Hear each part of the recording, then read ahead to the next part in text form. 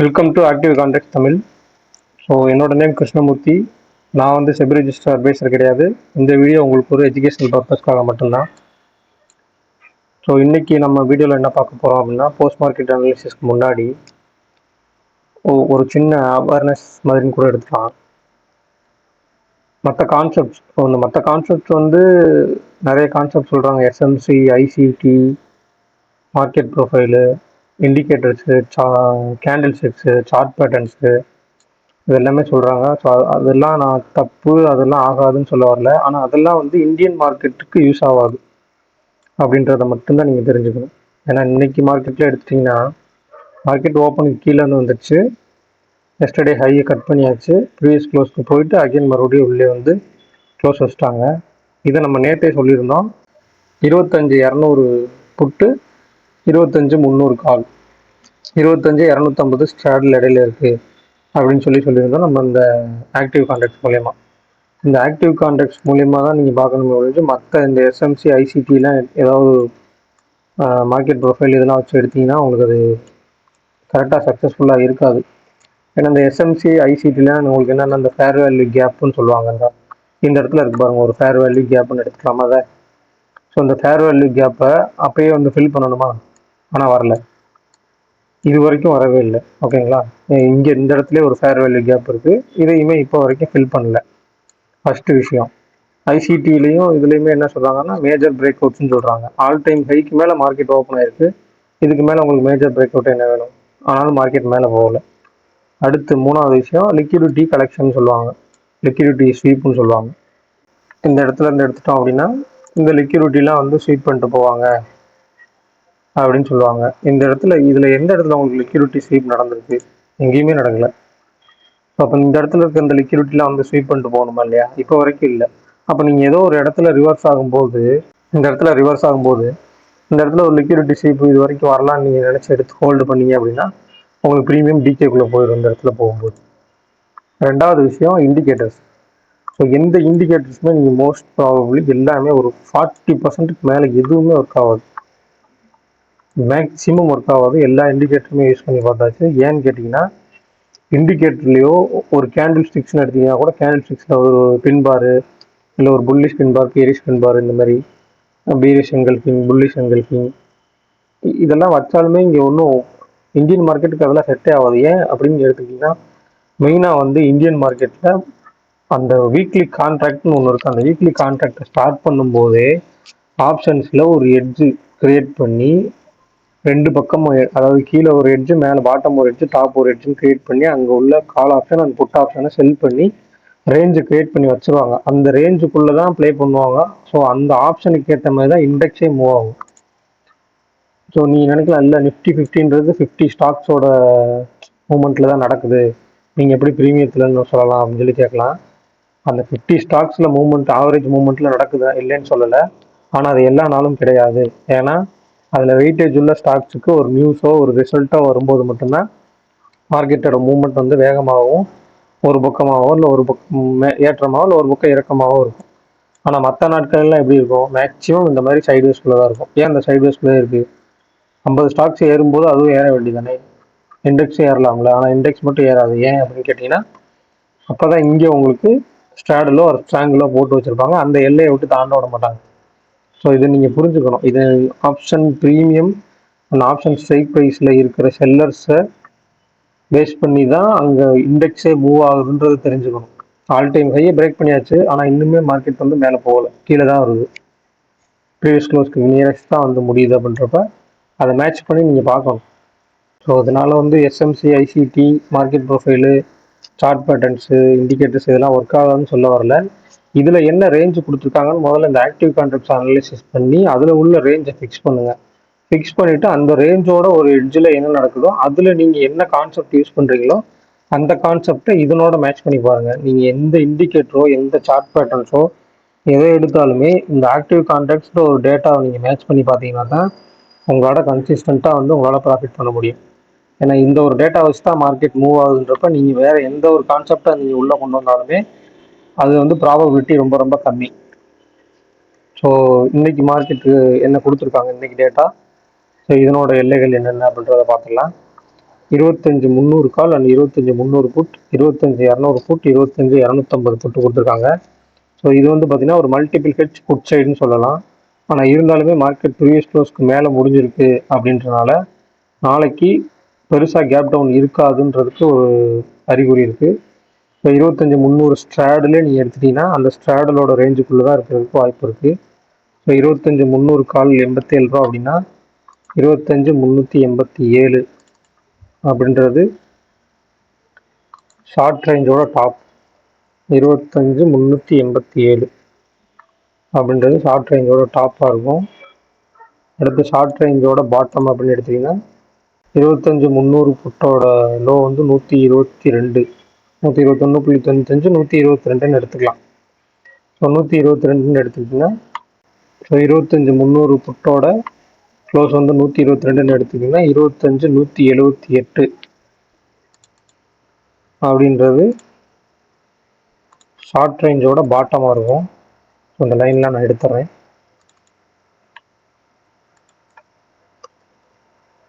So 25 178 அப்படின்றது short ரேஞ்சோட bottom.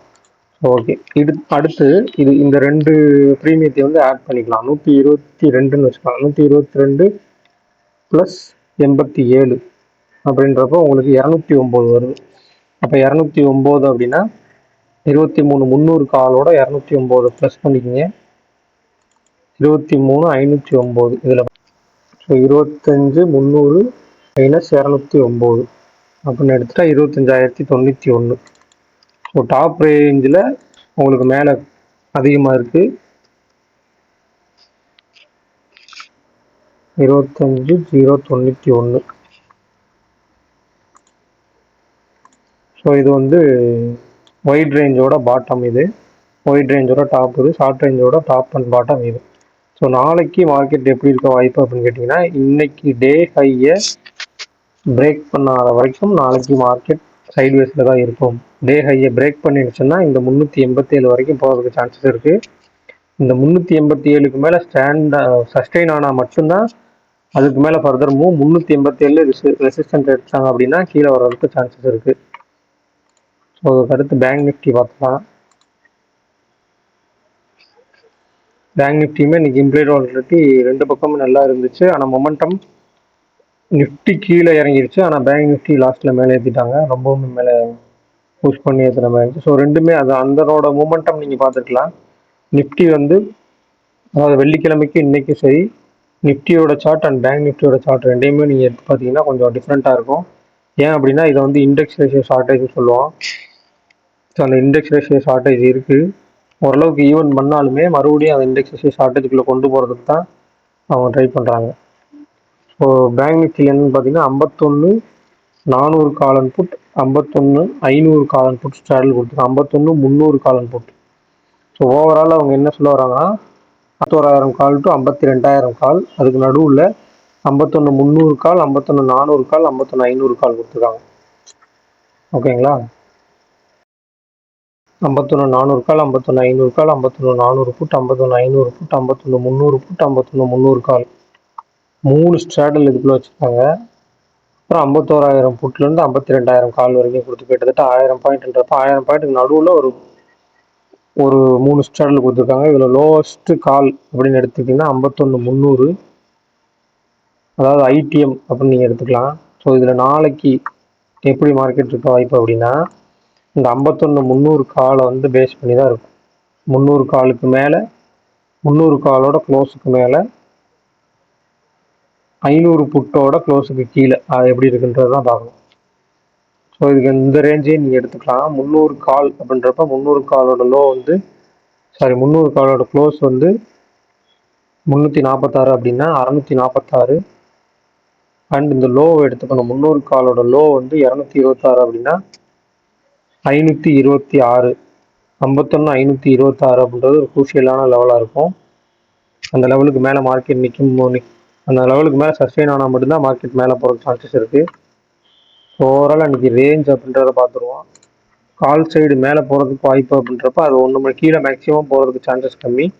மேலே போகிறதுக்கு வாய்ப்பு அப்படின்றப்ப 51 300 காலோட எஸ்டர்டே லோ 226க்கு மேலே நின்னால் மட்டும்தான் 51,526க்கு மேலே நின்னா மட்டும்தான் மார்க்கெட் மேலே போகிறது வாய்ப்பு. ஸோ இப்போ 51,500 காலோட க்ளோஸ் வந்து 166 அப்படின்னா 51,666 51,666 அப்படின்றது ஷார்ட் ரேஞ்சோட டாப்பு. ஷார்ட் ரேஞ்சோட பாட்டம் எடுத்தீங்கன்னா 51,300 புட்டோட க்ளோஸை கழிச்சுக்கலாம். ஸோ 51,300 மைனஸ் 165 51,135 அப்படின்றது ஷார்ட் ரேஞ்சோட பாட்டம். 51,135ன்றது ஷார்ட் ரேஞ்சோட பாட்டமாக இருக்கும். ஸோ இந்த ஷார்ட் ரேஞ்ச் பேங்க் நிஃப்டியில் வந்து இந்த ஷார்ட் ரேஞ்சை நீங்கள் வச்சுக்கலாம். ஒயிட் ரேஞ்சுக்கு அதுக்கு லாஸ்ட் வீக் நம்ம க்ளோசிங்கில் எடுத்த டேட்டா இருக்கும், அதுதான் ஒயிட் ரேஞ்சுக்கு எடுத்துக்கலாம். ஏன் அப்படின்னு கேட்டுட்டிங்கன்னா, இன்றைக்கான ஷார்ட் ரேஞ்சை தாண்டும் போதே இவங்க அந்த ஸ்ட்ராடில் விட்டு அந்த எல்லா ஸ்ட்ராடலையும் விட்டு கொடுத்துட்டு வீக்லியோட ஒயிட் ரேஞ்சுக்கு போகிறதுக்கு சான்சஸ் இருக்குது. ஸோ இதை வந்து மேட்ச் பண்ணி பார்த்துங்க. ஸோ செப்டம்பர் மந்த்துக்கான கிளாஸுக்கான ரெஜிஸ்ட்ரேஷன் எல்லாம் முடிஞ்சது. ஸோ இனி அக்டோபர் மாதம்தான். நம்ம வந்து அடுத்து இது வரைக்குமே யாருமே பண்ணாத வகையில் 1-on-1 செஷன் எடுத்துகிட்டு இருக்கோம். ஸோ அது வந்து பார்த்திங்கன்னா 2 மாதம் டியூரேஷன். அந்த 2 மாதம் டியூரேஷனில் ஒரு நாள் விட்டு ஒரு நாள் டெய்லி ஒரு நாள் விட்டு ஒரு நாள் உங்களுக்கு வந்து 2 hours கிளாஸ் இருக்கும். 2 hours ஒரு சில நாள் உங்களுக்கு லைவ்லேயே இருக்கும், லைவ் மார்க்கெட்லேயே இருக்கும். ஸோ இந்த 1-on-1 செஷனில் யாருன்னா நீங்களும் நானும் மட்டும்தான் இருப்போம். ஸோ 2 பேர் மட்டும்தான் 2 months. ஸோ டோட்டலாக மார்க்கெட்டில் உள்ள எல்லா சினாரியோவுக்கும் அப்பப்போ என்ன நடக்குது, அதுக்கு நம்ம எப்படிலாம் ரியாக்ட் பண்ணணும், மார்க்கெட் எங்கே இருந்தால் எந்த மாதிரி நம்ம பொசிஷன்ஸ் எடுக்கணும், அது மார்க்கெட் எந்த பக்கம் வர்ற வரைக்கும் எந்த லெவலுக்கு வர்ற வரைக்கும் நம்ம வெயிட் பண்ணணும், ஆர்எல்ஸ் முன்னாடியே நம்ம ஏர்லி மார்னிங்லேயே எப்படி நம்ம பொசிஷனை வந்து மார்க்கெட்டோட சினாரியோ இன்னைக்கு இப்படி தான் இருக்கும் அப்படின்றத ப்ரெடிக்ட் பண்ணி எடுக்கிறது அப்படின்றதுல வந்து எல்லாமே சொல்லி கொடுத்துருவோம். மேக்ஸிமம் இதில் வந்து ஆப்ஷன் செல்லிங்க்கு தான் நிறைய ப்ராபபிலிட்டி இருக்கும். ஏன்னு கேட்டிங்கன்னா, ஆப்ஷன் பையிங்னு எடுத்துட்டிங்கன்னா மார்னிங் ஓப்பன் ஆகிற மார்க்கெட்லேயே ஒரு சின்ன பிரேக் அவுட்டில் எடுத்து அன்றைக்கான ட்ரேடை முடிக்கிற மாதிரி இருக்கும். ஆப்ஷன் செல்லிங்கில் இருக்க ஒரு நாள் ஃபுல்லாகவே நீங்கள் ட்ரேட் பண்ணுற மாதிரி இருக்கும். அன்றைக்கினா நீங்கள் அன்றைக்கான மார்க்கெட் சினாரியை வச்சு காலையிலேயே ஒரு பக்கமாக செல் பண்ணிவிட்டு அதுக்கப்புறமா ஹெட்ஜ் பண்ணுற மாதிரி அதுக்குண்டான ஸ்ட்ராட்டஜிஸ் எல்லாமே நம்ம சொல்லி கொடுத்துருவோம். ஸோ இது வந்து 2 months செஷன். 2 monthsக்கு ப்ரைஸோட டீட்டெயில்ஸ் நீங்கள் வாங்கி பார்த்துக்குங்க. இது வரைக்குமே உங்களுக்கு யாருமே அந்த மாதிரி பண்ண மாட்டாங்க. ஏன்னா இப்போ நடந்துகிட்டு இருக்க வெளியில் ஒரு கேம்பெயின் மாதிரி நடத்துகிறாங்க, லைவ் ஒர்க் ஷாப்னு சொல்லிட்டு, ஆஃப்லைன் ஒர்க் ஷாப்னு சொல்லி. ஸோ அந்த ஆஃப்லைன் ஒர்க் ஷாப்புக்கு அவங்க வாங்குகிற சார்ஜஸ் என்ன வாங்குறாங்களோ அதை நான் 2 மாதத்துக்கு அவங்களுக்கு வாங்குகிறேன். ஸோ 2 மாதத்துக்கு உங்களுக்கு மார்க்கெட்டை பற்றி, ஆப்ஷன் பையிங் அண்ட் ஆப்ஷன் செல்லிங்கை பற்றி தரவாக அவங்களுக்கு நான் சொல்லிக் கொடுக்க போகிறேன். ஸோ விருப்பம் உள்ளவங்க 7904877610 அப்படின்ற நம்பருக்கு கான்டாக்ட் பண்ணுங்கள். ஸோ நன்றி, வணக்கம்.